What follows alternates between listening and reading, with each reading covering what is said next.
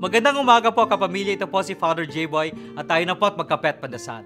Meron akong kwentong narinig ko sa isa sa mga guro sa high school. May isang batang gumawa ng bangkang kahoy. Sa labis ng pagkagusto sa bangka, inukit niya ang kanyang pangalan sa ilalim nito.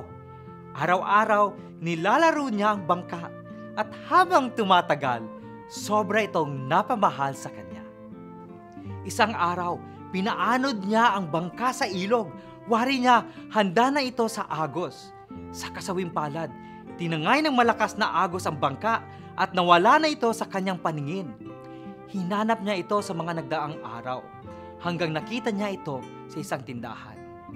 Ngunit hindi niya ito makuha dahil mahal na ang presyo ng kanyang nilikhang bangka. Wari niya sa sarili, mag-iipon siya ng pera hanggat matubos niya ang bangka. Kaya inipon niya ang kanyang pambaon sa eskwela hanggat natubos niya ang bangkang siya rin ang lumikha.